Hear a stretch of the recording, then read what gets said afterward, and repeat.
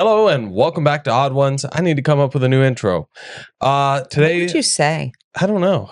I have for the last at least 12 years since I've been recording random things on YouTube.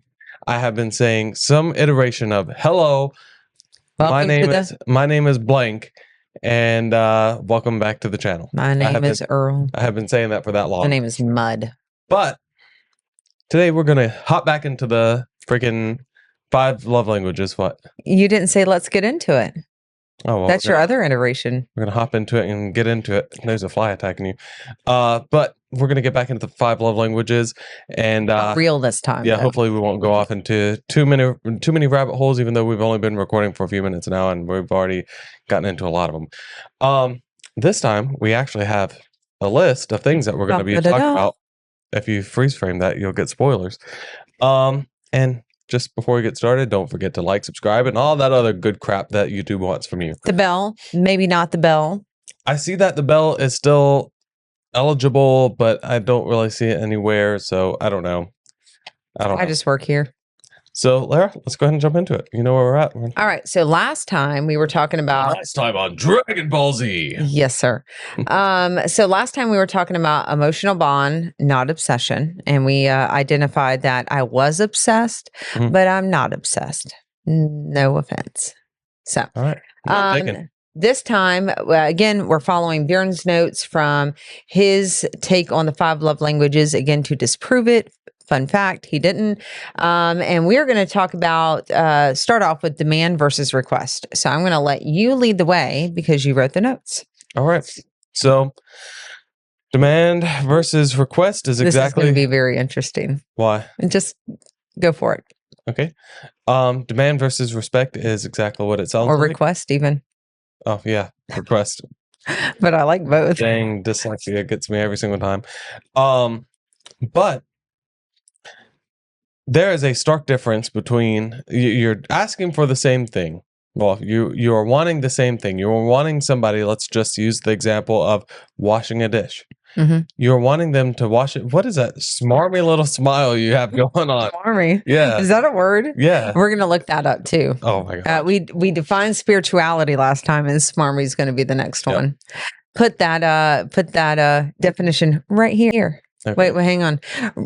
Right here. The last video we did, right here, which was a hot mess. I didn't add anything. There was parts that needed to be desperately edited out, and I didn't edit them out. And that was a hot mess. Unadulterated us. Yeah, you got the real us. The real us. But anyway, so demand versus request. They are, for the core of it is the same. You're wanting something from somebody else, but the delivery, the mode of transportation. I still got the smarmy going on. What is going on? I'm just thinking about sometimes in a relationship, rabbit holes, you learn a new dynamic, right? Where are you going with this? This dang fly. We've been trying to beat up a fly. Well, you have the baby fly. No, I have the baby fly. You have the dad fly, the master fly, master Roshi fly. That is not a fly. That's a moth. I think that was like some kind of mosquito thing. But anyway. Whatever. Let's get back into it. You opened the door. That's what happened. Welcome to Florida. So I'm smarming over here. I don't know.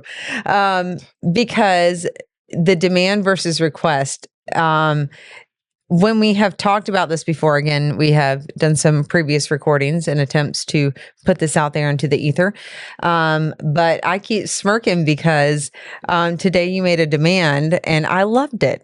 And I don't... Well, we're trying a different dynamic that's going to be on Patreon, and maybe we'll talk about it later on here. But and I'm just... I can't get the smarmy off. Okay, so anyway, let's get back into it. We're not doing episode 4 again. I'm ready. We are getting through this, okay? So, demand versus request. Tell me what it means.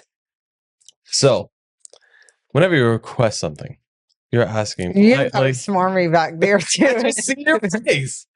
Anyway, you're asking politely for, them to wash the dish. You say, hey, honey, can you please wash this dish for me? And...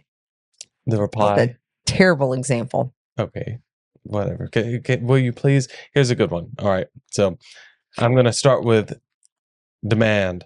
So whenever you demand something, the likelihood of you getting it, unless you're kind of in this not so great relationship, or more of a dominating relationship. Anyway, so whenever you demand something, the likelihood that you're going to get it and get it whenever you want it is much lower than whenever you request, because you're not asking politely. You're not, considering the other person's feelings for the most part. You're just, hey, do this thing for me. Right. And it sounds super aggressive and makes it where your partner doesn't really want to do that thing. And if they do it, they're more or less doing it because they're afraid or because they're kind of resentful. So you're not going to get the best quality. So if it's a foot rub, you might get a 5-minute foot rub because you said, hey, rub my feet. Or back scratch. Whatever. Either way. I like that. But if you request something, hey, Laura, will you please scratch my back? And I do that every single night. Can you scratch my back? That's what I do every night. And yes, exactly how you said it too. I love it. But with my face in the pillows, whenever you request something, you're, like I said, you're taking into consideration how the other person feels. You're showing them love. You're showing them affection. Don't look at my toes, okay? They were doing a split, okay? They were. That's my thinking, but it would be. By the way, if you join us on Patreon, we're gonna have a foot cam just for you guys. So that's another thing. I have Pokemon socks on right now. That's cool. Don't show them. That's not free. They're clothed. That doesn't matter. That's not free. That's a lingerie for some people. All right. But anyway, so that's really the main thing of it is like, if you're being demanding, most likely you're being disrespectful. If you're requesting, then you're being respectful and you're showing love and care and better communication. And, 9 times out of 10, that, your person's going to do what you want. And it's not, some people I could see where they could use the request as a manipulation tactic, but if you're in a loving relationship, most likely that's not going to happen. I want to go on the gambit, the rainbow. Rainbow. You have to edit that in there. Seriously. Okay, I put a SpongeBob in there or something. Thank you. Thank you.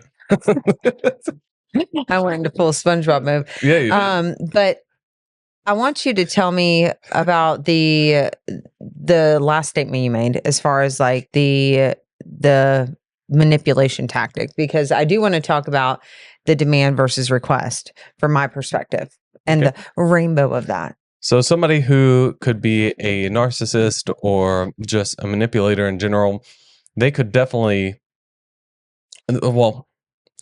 they are looking for any way to get what they want. And most likely they're not looking for any kind of, like, they're not trying to benefit the person that they're getting it from. So they could start out by demanding, hey, go do this. Hey, go do this. But if they're with a strong-willed person that hasn't ever dealt with a manipulator, well, they might not get what they want because, the strong-willed person is, no, I'm not going to do that. You're not being nice. You're being mean about it. I'm not going to do that thing for you. But if you request and the manipulator sees this opportunity, oh, this person is like, or like my wife is more apt to do things for me if I request things, if I ask nicely. So I'm going to ask all these different things nicely and not thinking about anything that I can do for my partner. A lesser example is going back to the foot rub. The same kind of examples that I gave, but this time, the wife might also request, hey, can you rub my feet? And yeah, go ahead and rub mine first and then I'll do you. And that never happens. The classic, who rubs who first. Yeah. Right. I'd rather rub your feet first than yeah, because you want to relax last. Yeah. Yeah. I guess so. I never thought of it that way. Yep. I always have, not that we're talking about that specifically, but we are. I always have reservations about going first because I know that inevitably I'm going to do such a great job that you're going to be asleep and I'm not going to get my foot rub or back rub or whatever it is. So if I look at the gambit of demand versus request, right? Mm-hmm. So I think about, while you're up, get me a drink, not a please. And I don't. That may have been the example that they used in the book, like getting a drink or something. Oh, maybe. Yeah. Maybe. I can't remember that far back, but, Anyway. So you're up, you're getting a drink for yourself. Hey, can you get me a drink? Sounds simple, right? But never when the other person is up, do they think about getting you a drink, or they're like, oh, you can just get it or whatever. But I think that in there's different places that you can be in your relationship. So some people take a demand and they're offended by that, right? I'm a strong-willed person. That 10 to 10 is me. And I don't mind doing those things for you, but when you're like, don't do this or do that, and there's no niceties in there, I can get really, what's the word, butthurt, offended. You pick the term there, but I can be like, oh, well, why wouldn't you just say please or thank you or whatever that is? Yeah. You know, I'm already doing something. I don't mind doing it, but the least you can do is say, you know, please, or ask me if it's convenient, as opposed to, you know, demand it of me. Now, on the other side of that, there are some people who enjoy that dynamic, who appreciate the demand part, and it's a whole nother community when it comes to that. So I think really it's based on the relationship that you've developed. And there may be people out there who are like, I want my husband to demand me to do things, you know, and that's okay too. I just, I think as long as you have, it's about respect more than anything. So even in those, I don't mean to cut you off, but even in those relationships, they are more or less the whole time communicating and looking for respect. Even in those moments, you know, of disrespect, there's still a respect there, where afterward or periodically throughout the rest of the day, the other person, the dominant person, is being nice to them in some way, shape, or form, to kind of soften it up. Because if you're just being a butthole to them all the time, you're taking advantage of the person. If I think about how my brain works, right? If you ask me for something and this is not okay, I understand that it is not an ideal situation. I understand that it can even come across as selfish or excuse me. I found the moth. Uncaring. But if you were to ask me to do something versus tell me to do something, there's a sense of urgency for me when you're like, go grab that, especially when we're working on a project. Like, hand me this, hand me that. You are mission oriented. I know that you're trying to get a job done. I'm going to do that for you. You don't have to say, please. Let's say, I don't know, you're changing the oil, right? That's something for me, but you're doing it because I don't want to and can't, especially in my terrible car. If you tell me to go get something, if I get hung up on the please and thank yous, right, it could put you in danger. Yeah. And so you telling me what to do in the moment by, you know, just blunt to the point commentary or demands versus afterwards saying, thank you for helping me, whatever that is, it really does change how that's taken. Yeah. If you're always demanding of someone and you're just like, I need this, I want this. And you know, what really popped into my mind, and we'll get into that, but is words of affirmation, where it was like, I don't think I was demanding that of you, but I'm sure it felt demanding. You can be demanding without being direct. Yeah. But all that to say that there is when you get to know your partner and you know how they speak, and you're not just talking about us, you're not one for pleasantries. When it comes to you need something done, but you are very kind and soft to me on the other side of that, and you're appreciative of what I do, or like even the tone, like you rub my back. Yeah, I can't do it like you do, but I don't take offense to those moments where you are what would seem more demanding. Yeah.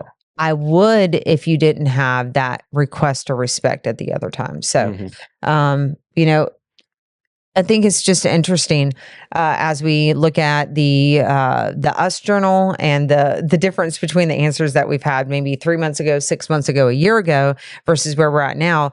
I would definitely have said, you know, a year ago, if you did not request of me, that I would have been offended. Or now, if you demand of me, I appreciate that and I enjoy that direct, and this is what I know you want, and this is how I respect you and show you adoration and appreciation of your position in the household. Mm-hmm. That may or may not make sense. I think it does, though. Going back to what you were talking about with the car situation, that just made me think, there is always nuances in anything. And I think a lot of it is, I think a lot of relationships, it's kind of like, it's almost like a Venn diagram where it's like you have husband, wife, whatever the case is, partner, and then you have the other person. And then in the middle is marriage. They're all one thing. Like a Venn diagram is one thing, even though it's two circles, it creates a whole nother thing. So it's like, I don't know where I was going with that. I lost my train of thought, but essentially you always have to have discernment in a relationship. Is this person always like this? Or is this, like you were saying with the whole car situation, is he circumstantial versus is he having a bad day, or is he working on something, or whatever the case is? So I think everybody just needs to have a little bit of discernment, kindness sometimes, whenever the other person isn't kind, have that kindness for them, or patience, I guess is a better term for that. And just, if you notice that your partner isn't being nice anymore at all, then, maybe speak to them, offer up counseling or coaching or any of those different things. And if they don't want to take that, then maybe, that might be the end of the relationship. They all might be in roommate. That got extreme real quick. Yeah, I know, but I'm just trying to kind of summarize, the whole thing there. But I mean, I think what they're getting at in this, in general, like what the book was getting at, is your mileage may vary on how kind you are to somebody else. And what it means with the request part is you'll get a lot more mileage out of your pleases and thank yous and what you're wanting, if you just show somebody a little respect and say thank you for something. I like it. And correct me if I'm wrong, but I think what you were trying to say is we're going to go back to the car thing. Like your Ford came in and your Ford always sputtered, right? Mhm. It just made that sound. That is how the Ford sounded when you got it. And then all of a sudden you're like, oh, I want that Ford to sound smooth and no sputters, and that is not how the Ford sounded when you got it. And all of a sudden you want it to sound like a brand new, off the lot, whatever. And you have to take into consideration how that car drove when you got it. And then do the tune-ups, do the oil changes, do the wiper blades, whatever it is that, the blinker fluid. I know, right? I think particularly with us, I'm very much a please and thank you. Do you mind? Because for me, it is hard to ask for that. Or for you, you're very confident in saying, this is what I want. This is what I don't want. Yeah. And, but if you find that I think it also, you have to take it into consideration what your partner is doing. You can mirror those actions and that might be uncomfortable, or you can discuss like, hey, I see that you're asking for this, saying please, being self-aware, right? I see that you asked me for these things with, pleases, thank yous, appreciation, and this isn't really my style. How does that make you feel? So anyway, that is one last thing before we move on. It's kind of like, I'm not saying at all, I have an eyelash in my eye or something. I'm not saying at all to treat your spouse like a child. I do want you to think, maybe not you, but the audience, maybe because you're really good about requesting things. Before you go and ask your partner, can they go get you a soda water, or can they get you something, or what, whatever. Can you scratch back, whatever. Think about looking for that sponsor. Yeah. my gosh. Think about how a child would react if you spoke to them in the way that you would normally speak.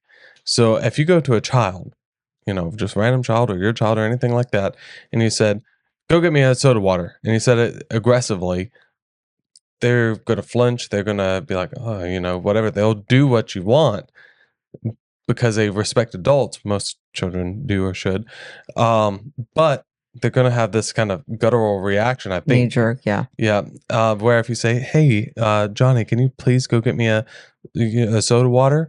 They'll run off and get it and, please and thank you and all this other stuff. So if you think about that before you go and, talk to your spouse, and this is more for people who maybe are struggling with this and they realize this is an issue, maybe try this exercise. Maybe think about these things before you. I mean, this doesn't even have to be just for your spouses. This could be for a server at a restaurant. If you show a server a little bit of respect, it doesn't matter how much money you give them at the end of the night. It's like, I mean, it does, but it doesn't. I'm saying, like, in the moment, you're going to get a much It's better. Some rage people right now. I beg to differ. Yeah. But I mean, so if you're nice to your server, she's going to be nice to you, and then vice versa. Obviously, there's nuances there, but right. I think that's a good point, though, because we talk about, though we haven't yet, we're going to talk about being a family, a blended family, parents in general, but we are teaching the future generations, whether they belong to you or not, how society behaves. Mhm. And when you tell somebody to do something, that really is like, yes. And many of us grew up in a generation where children were to do exactly as they were told with no niceties. But I think, and depending on where you live, my understanding, I've never been up there, I don't know, but up north there's less please, thank you, yes ma'am, no ma'am, whatever. But you are showing people how to treat one another at the end of the day, and you get. There's so many parables here, or examples. You get what you put in, whatever. But just, I think the point of it is just don't tell somebody, I want this, I need this, but say, hey, I'd like to have this. Yeah. Can you accommodate? That's kind of the crazy, you bringing up the kids. It's kind of crazy because it's like, if you're a stranger out there and you see our kids, most likely they're going to be extremely nice. They're going to be well behaved, all this different stuff. Here, I'd rather them act like buttholes here than buttholes out there. Yeah, but I'm saying here, it's wild the way that they, specifically you, but how they talk to us, right? Like Juliet earlier, I mean, granted she's sick, I'm not justifying because she would have done this normally. But granted she's sick, I'm just using that as a variable here. She calls me, hey, can you go get me some ramen? And it was very like dry. And I was like, bro, like, I don't really want to because of the way that you're talking, but whatever, I'll let that one slide. But there's so many things like that where it's like, hey, get me a fork. They don't ask, like, can you please get me a fork? And it's always like very assertive. I'm like, bro, I would never, ever have talked to my mom like that. I don't know. But I wonder if they're mirroring what they see with like them to us, or us to them, right? I can't see that because it's like, even with soda waters and stuff, I'm like, hey, Lara, will you give me a soda water? No, but I'm not talking about between us. I think that you can very specifically be direct with the kids. Grab me that while you're back there, because there's still I'm a lot not of saying times it's where- always that way. I'm just saying in general that you should not have to say please and thank you. And I think we've had this conversation, and maybe I'm wrong, but I feel like you don't feel like you have to say please and thank you. Like, go grab that for me because I told you to. And so I'm not saying that that's why. And also for us with a blended family, I'm not, again, accusing or whatever, but not all parents have the same values and manners. So if you go to the other person's house and you are able to say, can you grab me that without a gratitude or appreciation? Yep. And that's what's happening, then why would you come home and carry that same dynamic over? I think ultimately all of it's saying, whether you're a spouse, whether you're a child, whether you're a husband, single, whatever, you get what you put in, right? So that's what I take away from it. Ask for something, then compliment. And when I read that, immediately I thought, that's kind of manipulative. I was thinking the same thing in a way.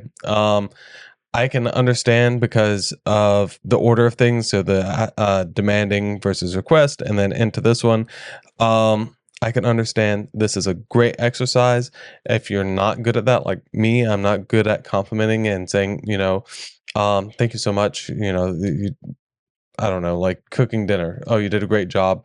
Thank you for that. Or like, can you cook dinner? And then saying, thank you. I really appreciate it. And, whenever you bring it to me, I say it's delicious or whatever the case is. I'm not always the best at that.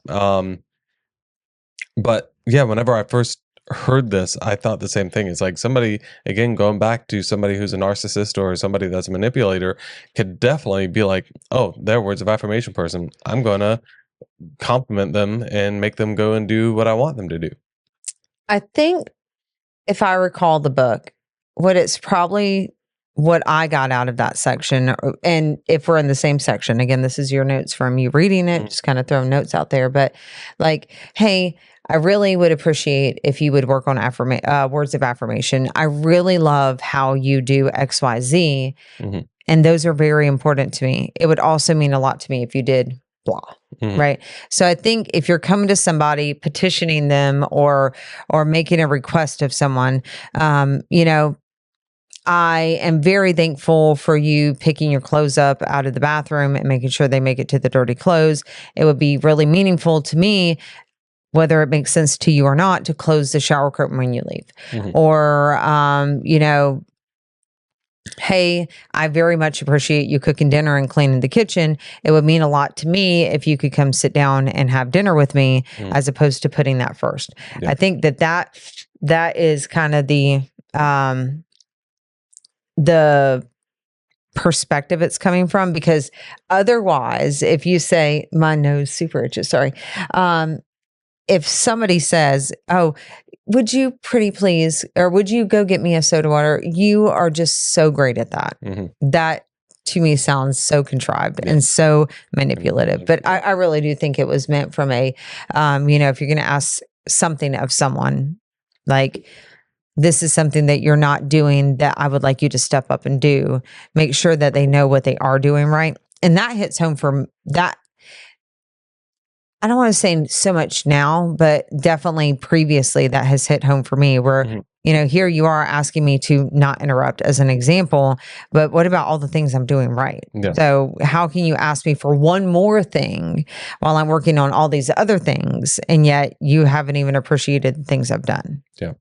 Yeah, that's true. Am I wrong? No. And I think the reason they're doing it this way and why they structured it in the chapter like that is because it's teeing it up for words of affirmation, and that does go right into that.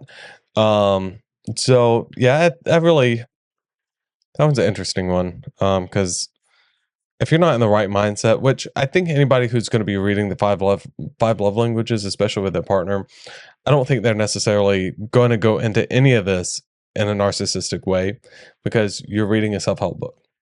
You're already on the road to bettering yourself and trying to get out of these kind of mindsets and trying to care for the other person. Some people do read these My books. fingers clearly have something to say, and I didn't realize how much that was there. I think that you could go into this book with the mindset of, I want to do better, be better. I want to improve our relationship, and it be completely innocent. But if you are in it for the result, right? So I'm trying to figure out how to say this. So example, you and your spouse are like, you've gone back and forth, you've had your history, and all of a sudden one day your spouse comes home and they're like, I'm done. Right. And you are confused. You don't really understand why. In your mind, you've done everything you can do. And so just to pull out all the stops, I really want this person to be with me. I'm going to go to marriage counseling. I'm going to go read this book that has been suggested. I'm going to put that maximum effort in. Right. And then I got sidetracked by that. I don't know you. And I wanted you to put Deadpool over me. That's going to be that is going to be our thing. Just like every single episode, we have to say, I don't know you. I could never say it that way. But if you are going into doing this with the end game of, I want to make this relationship work at all cost, and you're not thinking about, can I sustain whatever it is to make it work, right? Yep. It doesn't matter. I keep looking at the notes because I want to make sure I understand. It doesn't matter how much you see the value and what this is talking about, what we're talking about. If your mindset is, I'm in it for what's for me, this relationship is comfortable, this relationship makes me feel good, not what am I doing that I need to improve to be a good partner. I think it can very quickly go from good intention to bad intention, right? So it can go from, all right, I'm going to say these things or do these things with the intention of keeping this person around because it makes me feel a certain way or provides me security. I can see how you can subconsciously say, oh, this is good information, I'm going to do it, and it not be in the right mindset. A good example of that, kind of getting off this book, is like people who read the Bible, right? Most people go into reading the Bible trying to get some, figure out how salvation is, how to, be a better person, and all this different stuff.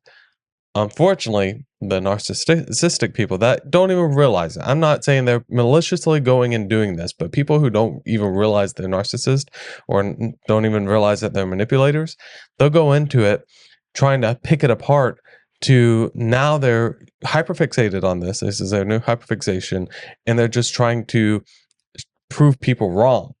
So a good example is this is a debate that's happened in this house due to exterior things, exterior manipulators, and our kids say Influences. Yeah, our kids, specifically one. I'm not going to throw any names out there for this part, but specifically one of our kids comes up to us. Well, I can say God. Darn it. Yeah, because it's not using God's name in vain. Because God's name is Yahweh. Well, God goes by a bunch of titles. Well, no, it's Yahweh.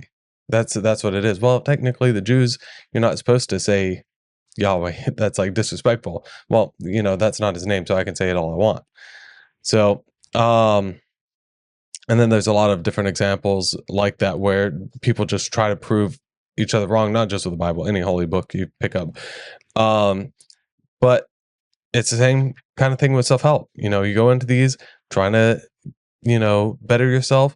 And because you don't realize that you're this type of person, even though people might be telling you that, and if people are telling you that, maybe you should have, some kind of introspection in that point and try to fix that. But, they'll go into these books and then come out the other side just picking people apart. I think too that it depends on all, like where you're at in your own personal life, because I could, like when you were saying that, I could see former me in many stages of my life. Like if I was unhappy reading one of these books and it being almost like arrows in my quiver, right? Like, okay, here's the circumstance. I'm trying to fix this relationship. I'm trying to fix myself. I'm trying to be a better person. And I'm reading this and I'm doing all these things. And the person I am with is not doing X, Y, Z. And then all of a sudden I'm just throwing arrows in there. And then when a situation comes up, I'm like, yep, that's you. Oh, that's you. And not taking into an account what I'm doing or the areas that I'm feeling in because I'm so bitter, I'm so resentful. And I think if you are at a place in your relationship where you feel that way, I'm not saying don't read this book, don't read other books, but you really need to evaluate, like, okay, sometimes in relationships, there are two people where one is completely innocent, right? Somebody was being a fantastic spouse.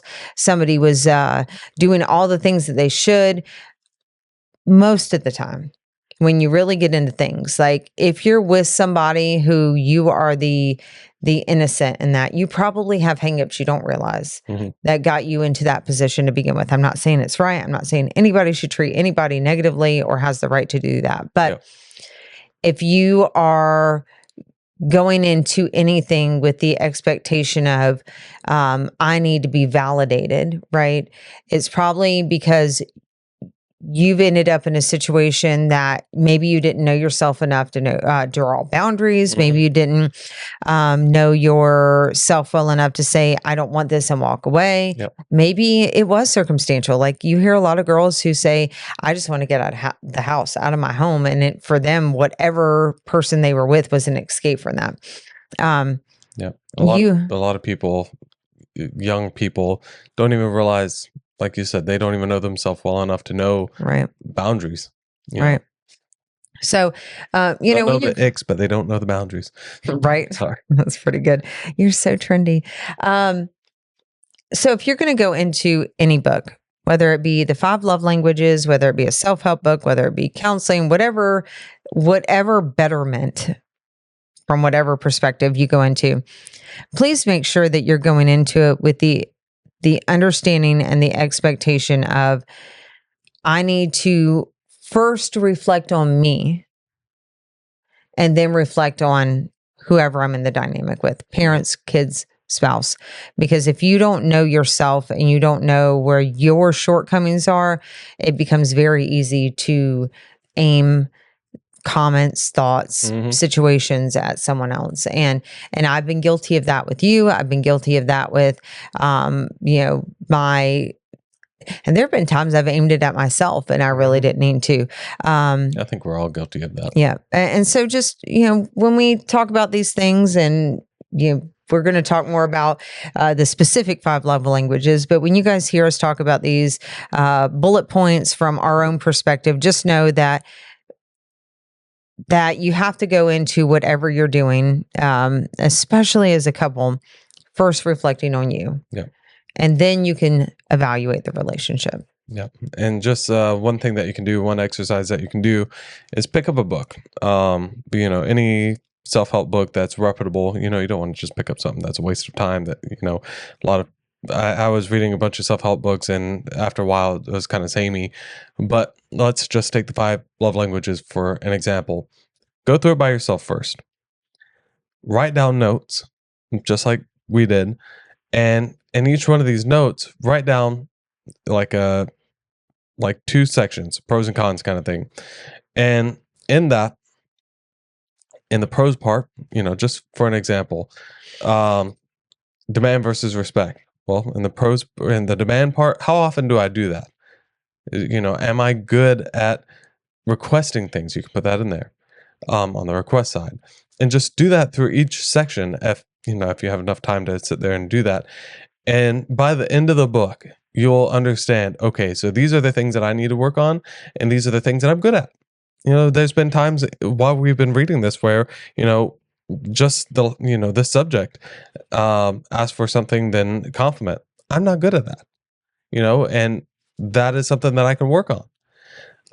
And that's what I mean by going through this book and analyzing yourself first, just like you were saying, analyzing yourself first, and then bring it back to the spouse and go back over it. And that's what this is. That's exactly what this is, for me. The only person that you have control over is yourself. Mm-hmm. And at the end of the day, like, the only person you have is yourself. That sounds really dark and like totally morbid. Emo, moody. Gosh. I wish I could have done it that way, because you could have got the full effect. But, what's the word I'm looking for? It sounds totally cynical, right? Mm-hmm. But the truth is that you are only able to do you, right? And maybe you go into this book, and let's say you're in a relationship and you feel completely hopeless, and you love the person you're with, and you remember all the person that they were and the times that you had and whatever, and you maybe are reading this solo.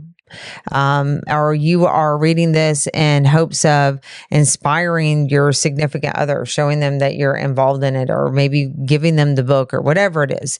Or maybe you're not even in a relationship and you just want to understand it, which kudos to you for doing that got 2 thumbs up. Kudos to you for doing the premeditated work, right? But if you are if you are evaluating this and looking at this from anything other than a what I can control in me, you are going to be disappointed too. Admittedly, when we first went through the book, there was a part of me that was like, finally, something that can give him clarity.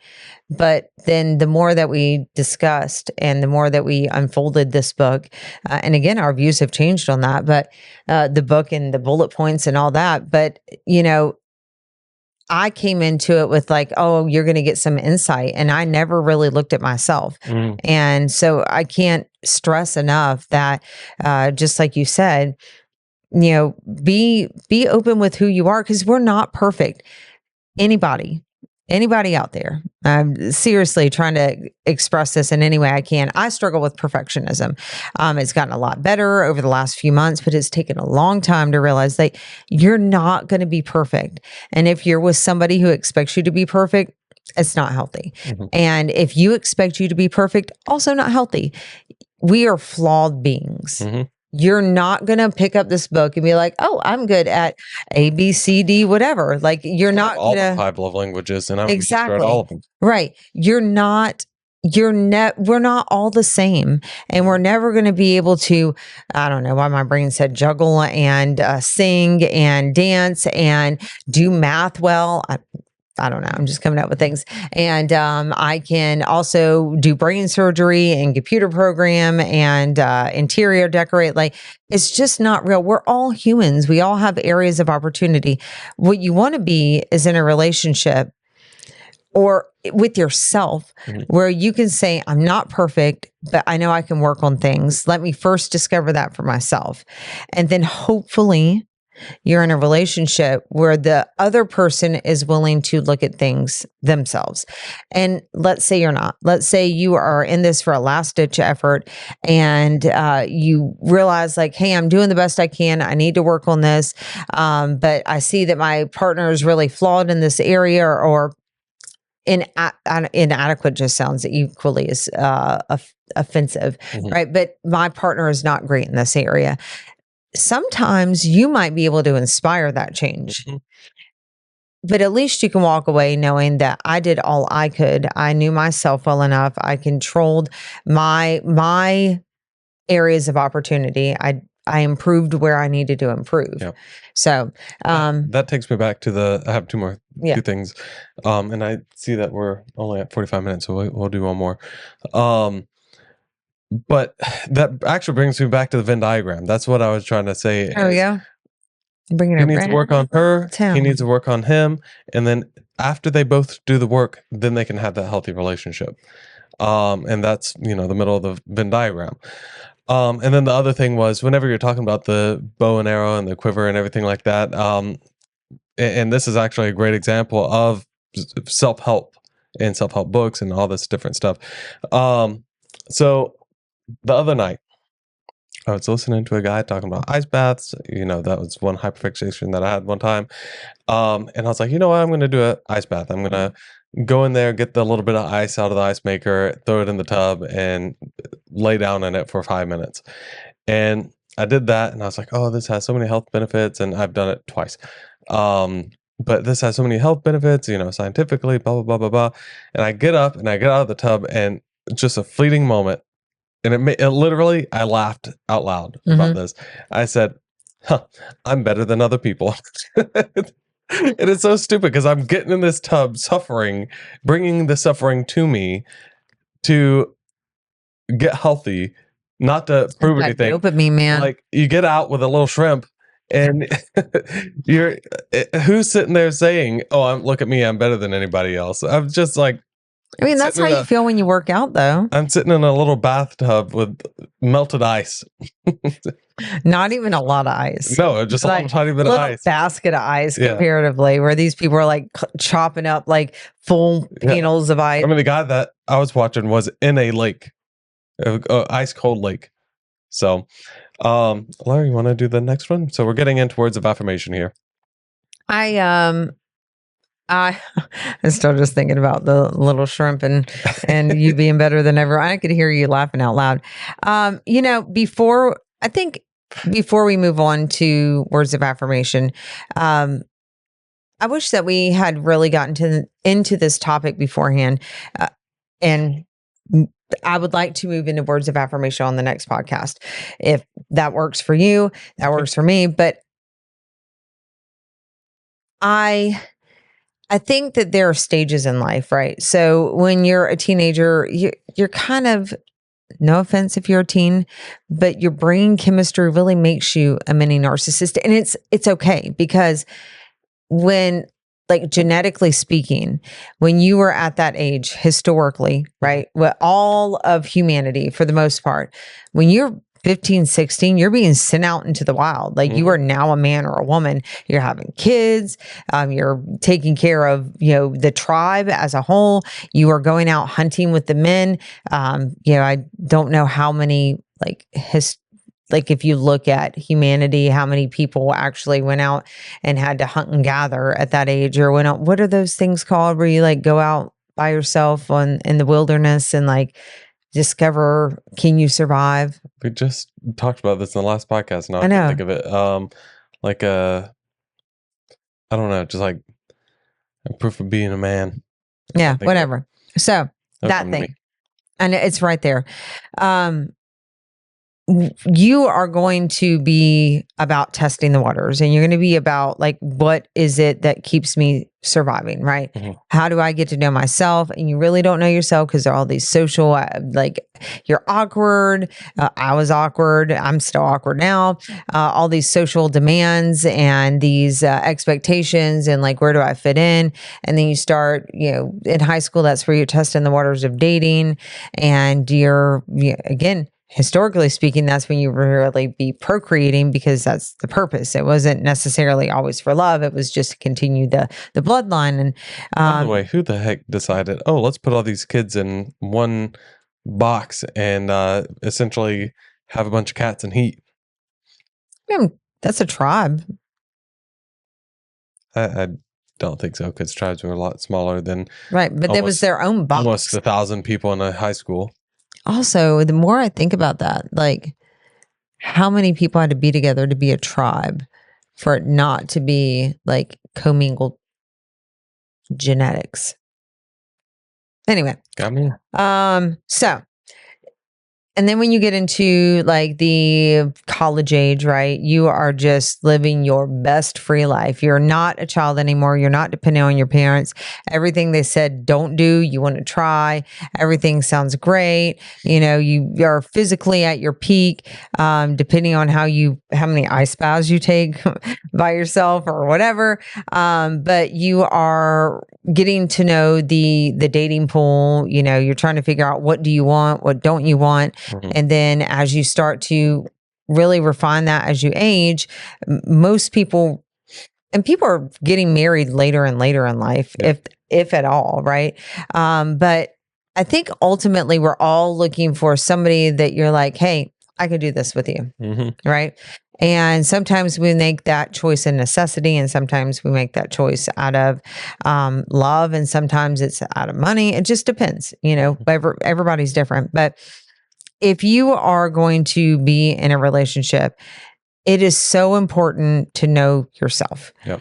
And it takes time away from your parents. It takes time on your own, doing your own thing. And I guess I kind of get where, was it cleave and leave, right? Yep. Is that the right word? Leave and cleave? Leave and cleave.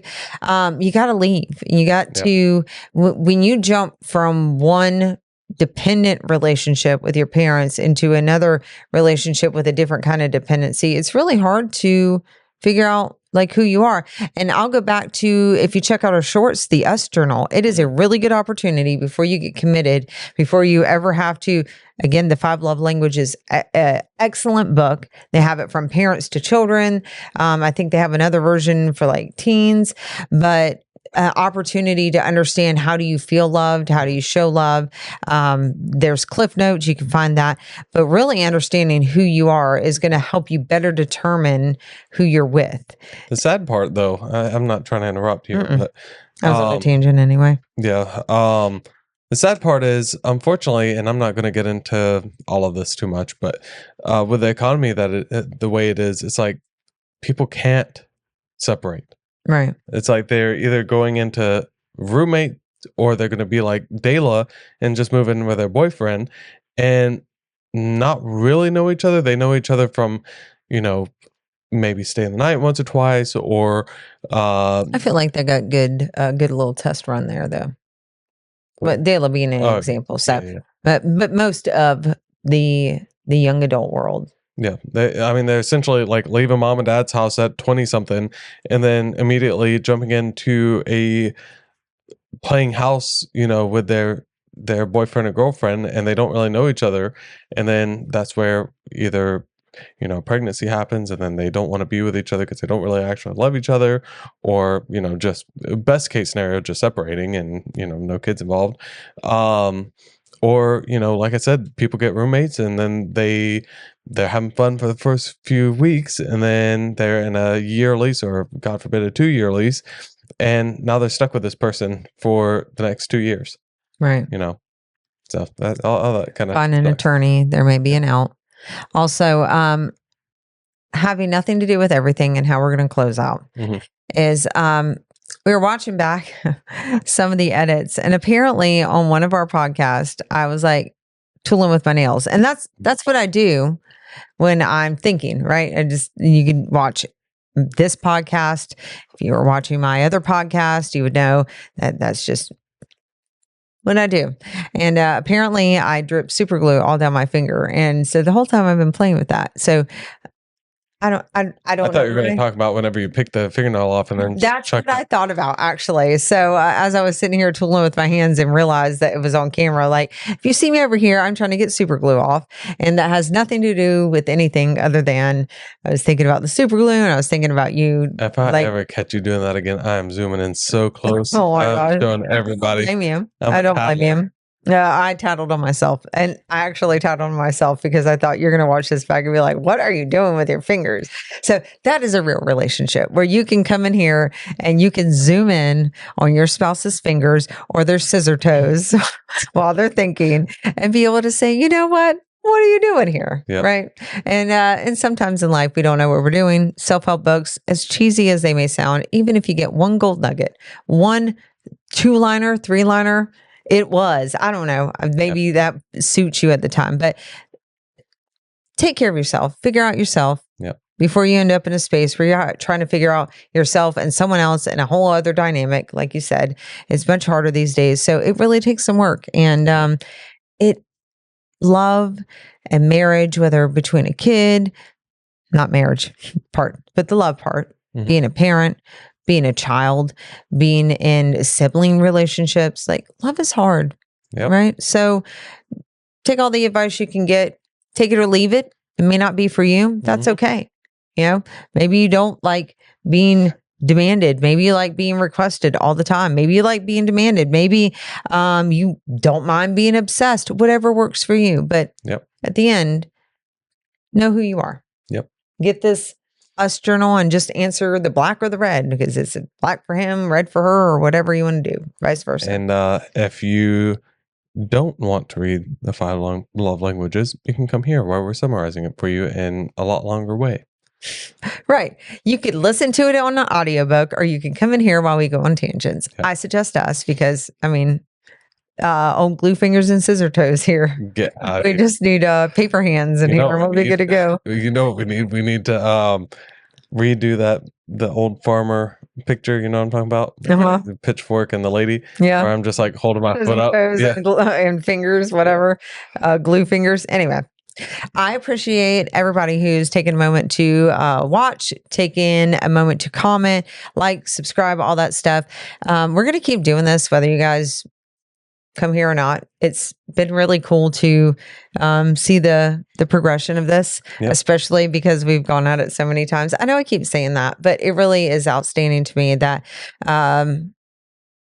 that you have always had a passion for this, and I did not. And you tried for so long to tell me like you wanted to do this, and I didn't hear it because I was in survival mode. BetterHelp, shameless plug, not sponsored, but again, Well, it's not no- shameless if you're not sponsored. but no, okay, that's fair. Knowing yourself, I did not know that this was so important to me, and so I will show up here whether we have 10 viewers or whether we have 10,000 or 10 million. That would be really cool. We would be probably the biggest thing. Billion, maybe? Is there somebody with a billion followers? Followers? Probably Mr. Beast or something. Not in my own. So you can just send this to your counselor, and she can watch this and get another perspective on how you feel and stuff. Oh, she knows all this anyway.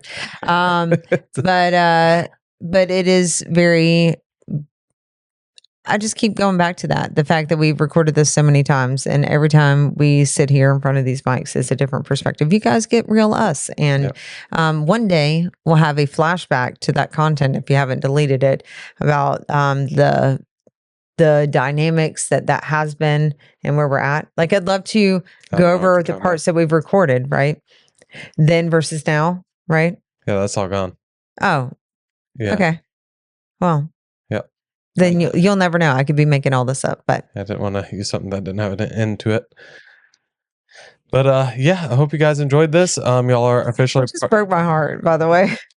I was so excited to see it then versus now, but no, it's gone. All of it. Yeah. Start over fresh. Well, Every day is a new day. The thing is, a year from now, we'll come back and look at this, and then you can do it then versus now. Exactly. And you guys can be with us as long as you hit that subscribe button. Yep. And join the Odd Crew. The Odd Crew. We have a Facebook page, right? Yep. Odd Ones Couple.